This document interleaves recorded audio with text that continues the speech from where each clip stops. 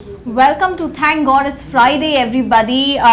We have seen two major developments this week, both of which have been one surprise after another. And I'm talking about the victory of Donald Trump in the US presidential election race and the Indian government's crackdown on the black money. Well, it will not have been a very good Friday for most of you all, given the way the markets have corrected. But joining us, we have someone who's going to simplify the impact of these two events on the Indian markets for us. Anil Ahuja, the CEO at IPEplus Advisors, joins us. Thank you so much for joining us, Anil.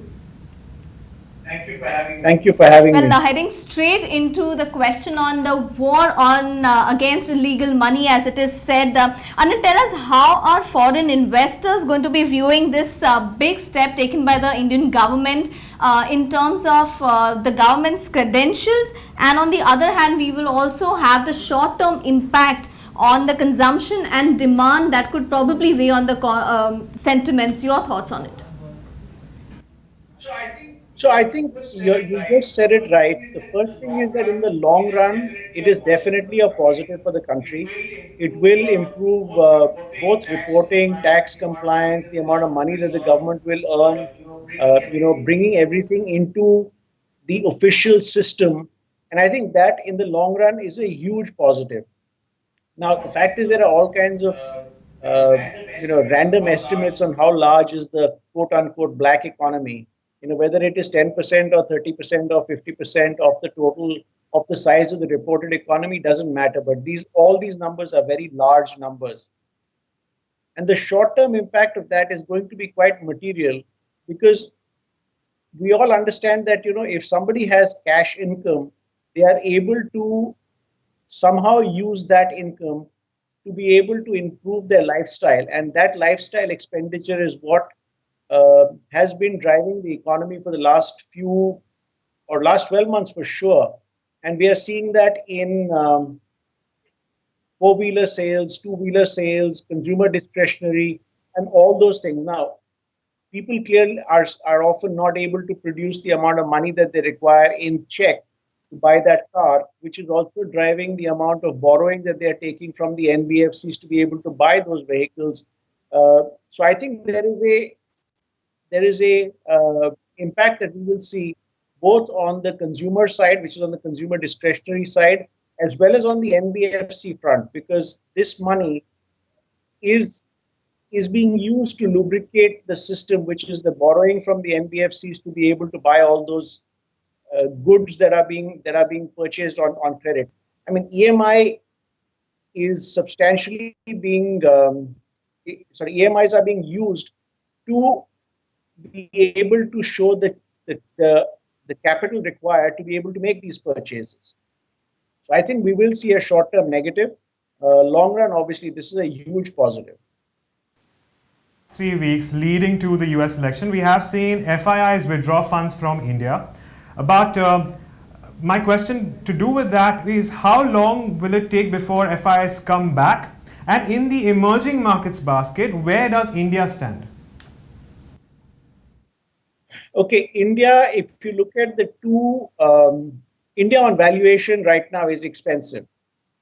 And the one thing that you cannot correct when you buy a stock is the entry price. You can, everything else you can do correctly, but if you buy at the wrong price, you will not be able to make money. I'm going to actually use this as an opportunity to run you through a little bit of history. From a foreigner's point of view, if we take the Nifty in US dollars, and all I'm doing is I'm taking the Nifty and dividing it by the exchange rate. Like today, the Nifty is at 2,896, and we take today's exchange rate of 67.25, and we divide the two, we come up with a number of around 123.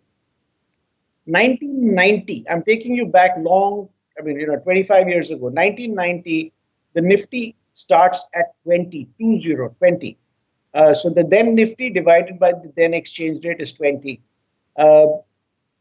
In 2002, the Nifty expressed in US dollars is still 20.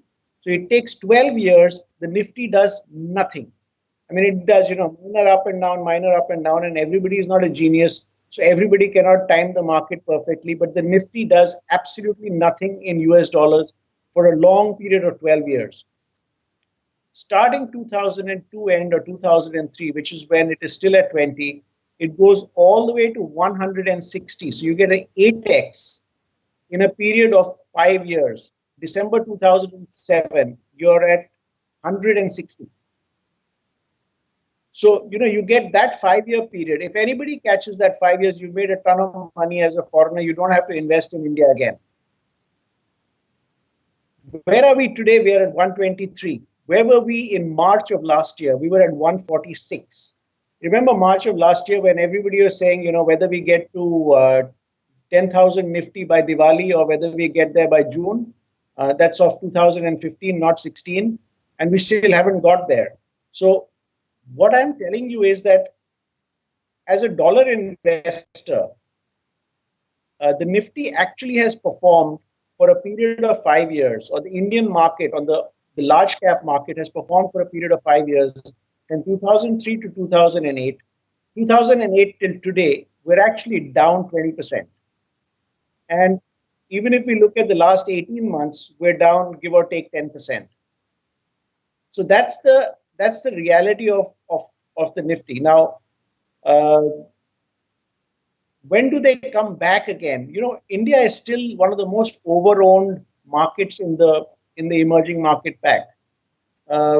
So I'm concerned that outflow that we've been seeing for the last couple of months, which is, it's been small. It's not been a very large outflow, give or take $1 billion a month or $500 million to $1 billion a month, is not something substantial. But that has to be looked at in the backdrop of the extreme easy money conditions that have prevailed for the last many years. In a zero interest rate environment, everything to do with emerging markets was a positive carry trade. So all you had to do was to borrow in US dollars and buy some emerging market asset, which included the Indian equity market. With the risk of interest rate hiking or increasing, and now with the Trump presidency, the likelihood of that process accelerating, I think the outflow from India will continue for a while. Because where does India trade today? India today trades at a trailing 12-month multiple of more than 22 times. This is on the Nifty. On the mid-cap index, it's over 40 times. So it's trading on, let's talk large cap for now, because that's a broader market. That's the bulk of the foreign investment. You're talking about 22 plus in terms of PE multiple against a long-term average of 16.5 or 16.8, which makes it expensive. Now, more importantly, this is being built on a expected earnings growth of 16, 17, 18%. Now, look at any brokerage, next 2 years earning growth has been 20% in that region, 15 to 18%. The problem is it's been 15 to 18% for the last 3 years. And the last couple of years, the actual earnings growth has been zero or near zero. Even today, for this year, which is FY17, we're tracking, I would say single digit, 6, 7, 8%, something in that range is where we think we'll come out. But we're not going to get 17, we're not going to get 15, and we're not going to get that, that huge earning increase that we were all expecting. So everybody keeps pushing out, every research report keeps pushing it out to, let's compare it to FY18. Then now people have started writing about FY19. And we're all living on an expected earnings growth, which has so far escaped us. Now, when that earnings increase comes, that's when this market starts to look interesting again. So I wouldn't get too excited in the current environment where there is rising interest rates and the market is still expensive. So I think we have some time before the FII truly comes back aggressively. Yes, Anil, you seem a little cautious as far as equities are concerned. I understand, but does this whole crackdown against illegal money make you a little more positive towards Indian bonds then? It would have. I think okay. Let's take that in its various components. I think inflation is reasonably tame, so that's not a problem. Whether it's 4%, 5%, 6% doesn't matter. Um, Indian bonds today trading at 6.8% for the 10-year, which is also fine, no problem. I think it could come down. It could come down maybe 100 basis points or 150 basis points. What is that going to change? Um, is that going to, materially bring in foreigners investing into that? I don't think so. I think that opportunity has been played out, because if the US interest rates go up, then the interest rate differential is not enough to attract the money here because there is a potential risk of currency devaluation, which may or may not happen, but that risk has always been there. And if you take a long-term perspective on it, it has always proven to come true over 25 years, whether it's 3.5 or 4%, that kind of devaluation we invariably get to see. Uh, so I don't think that there is going to be a huge amount of money coming into the bond market. I think that game has been played while interest rates overseas were zero. The money came in. I think some of that money will wait to see how the US dollar rates actually behave, because the current noise which is there on account of the Trump presidency is just noise. I mean, he hasn't yet come to power, and we haven't actually seen anything happen there. Uh, so we will have to wait and see how that reacts. But the market is going to be cautious about putting large amounts of capital into the emerging market complex at this point in time. With respect to the crackdown on black money, I had a question specifically for the property developers. And, we know that they are no stranger to governance issues. But before Diwali, we also had some contrarian views suggesting going ahead and buying into realty. And I'm talking about realty stocks, of course, in this case. How do you view this space right now? So I think the property space, if you take away the high-end luxury apartments and you stay with the core mass market, I think the demand for mass market housing is very strong. And I think the ability of the individual to pay for it remains strong. The availability of credit is getting cheaper, so I think that's a positive. So as long as if you have a company that is operating in the mass market space, I think you should be in good shape. Because we're talking about development activity. We're not talking about speculative activity. Continuing on the same question, or taking forward from that demonetization that the government has done, does it really change your view on the public sector banks in any ways? In the short term, they've seen a significant rally driven by hopes of that entire black money getting converted into your low-cost CASA deposits. But what does it all mean for NPAs, and overall, what's your view on this space? I think it is likely to be a negative for NPAs, because I think a lot of the smaller, currently the NPA noise has been focused on the very large borrowers. I think there is a lot of small and medium-sized borrowers who may actually have problems on account of this black money crackdown. So we could have a second-tier stress level being created, which may be actually detrimental for the PSU banking pack. In any case, the large borrower NPA issue is still a very large issue, which is an overhang on that sector, because a lot of the loans which have been restructured over the last 2.5 years now are not anywhere closer to being resolved. Now I'm coming back to the Trump presidency, and this is with respect to the Fed rate hike expectation in December. And with that, the consensus that there will be, in fact, the probability that's projected by Bloomberg and its analysis comes to 80%. But, intuitively, should the Fed not wait for more clarity on Trump's policies before they go ahead and fire? No, I don't think so. Actually, I think they should raise in December in any case, because the Trump presidency will not start firing, I think, until April or May of next year. But because he doesn't actually assume office until 20th of January. And after that, there is a whole process of unwinding the current administration and putting in new people and everybody getting comfortable with what they want to do or happen. And I think that is going to take time. So I don't think anything happens in the first quarter of 2017 anyway. So there is no logical reason for the Fed to wait any longer unless one of two things happen. Either the economy, starts to get jittery over the next 24 or sorry, next few weeks, or the stock market collapses. Because we've seen this before. I think the Fed is very, very careful about not creating a huge volatility in the stock market. So I think if the S&P falls, whatever, 7-8%, they will hold off. But I don't see that happening now with the quick recovery that we saw over the last couple of days.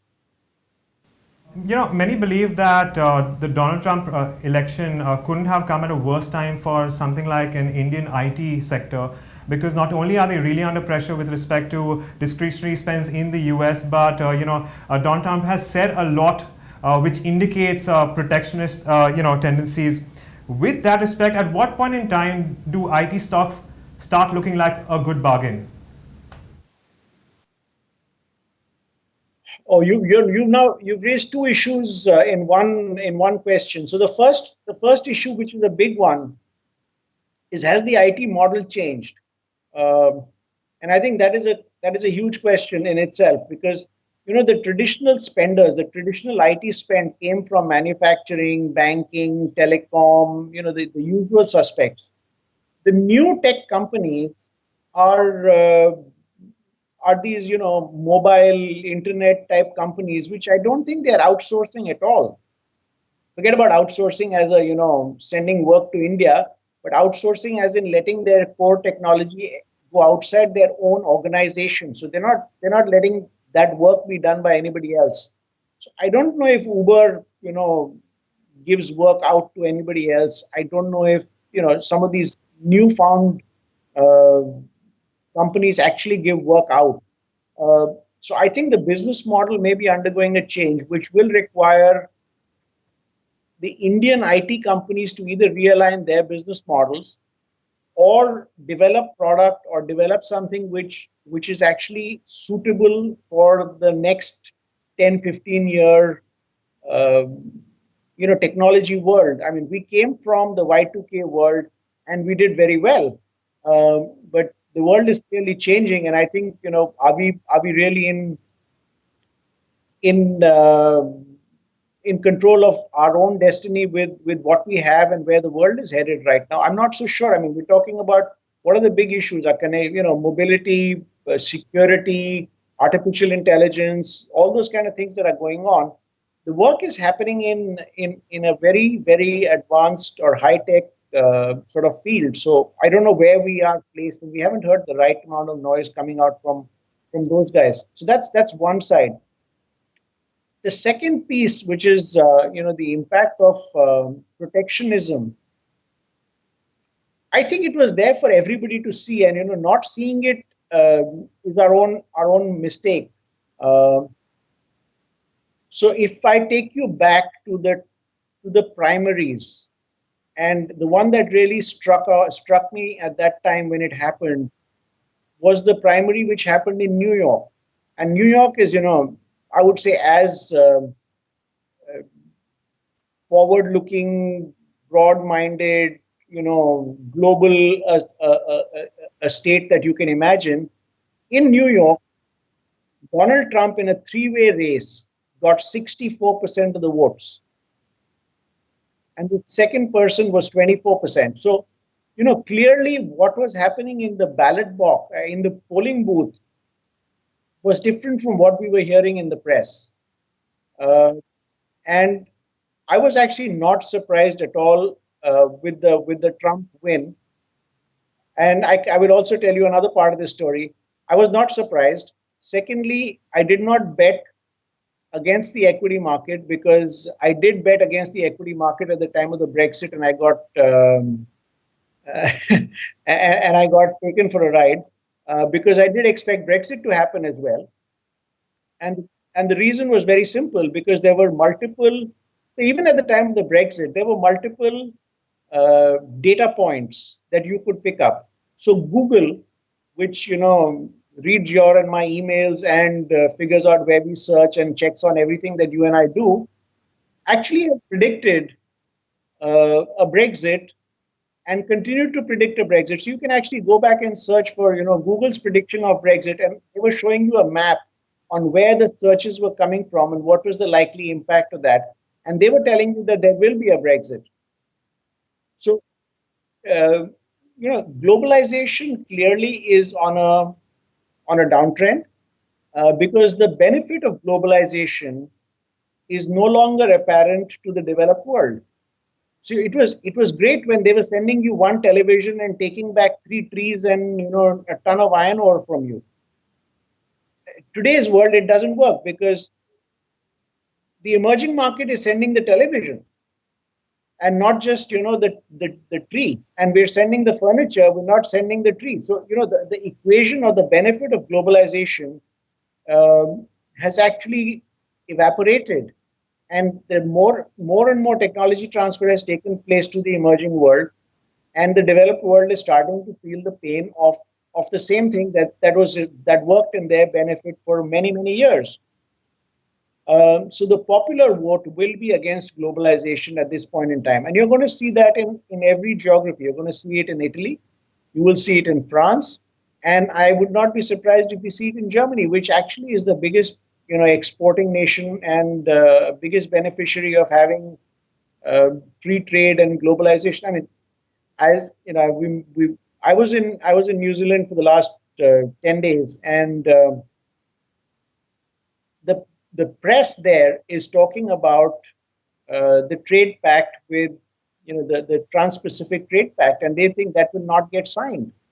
So clearly the pressures are mounting, because what we have to remember is that Donald Trump has come to power on a particular plank, and that plank is anti-globalization in a simplistic way. And the number of times he has said the things that he has said, if you wake up every morning and say the same thing, in about 3 weeks you start believing it, in about 6 months you're convinced, and in a year you will actually go out and do those things. I'm sure he will be tempered when he becomes president, but it's not going to take away from the direction in which he would like to go, because that's the direction on which he's been elected, and that's the direction he's promised the people who have elected him. And if he wants a second term, he better act on some of those things. And with the current situation of having the Senate and the House and the presidency, they will have an opportunity to make a bunch of things happen. But when do they start happening? I don't think they start happening until Q2 of 2017. Similarly, Brexit itself, I don't think it starts happening until the same time. So what we are seeing right now is expectation. The reality will bite us only middle of next year. Fair enough. Coming back to the Indian equities, you said they're looking a tad expensive right now. But Anil, is there any sector or theme where you see value? Like if you had to go shopping in India, what would you be buying? Okay, so let's go shopping sector by sector. I would actually buy. Okay, I think the government collects more tax revenue and has more money available for spending. So anything that the government is likely to spend money on is a good place to be. So I think we see a lot more spending from the government in the next couple of years. The second sector, as we discussed earlier, the consumer still is in good shape, not terribly levered, reasonably sane in the way they behave. They're not crazy guys who are maxing out their credit cards yet. We'll get there, but we haven't got there yet. So I think consumer lending remains a very attractive space, and that feeds into all the players you can think of. I think there will be a hiccup in domestic consumption, but that will be short-lived. Whether it's consumer durables, cars, two-wheelers, everything. So, all of that stuff comes back pretty quickly.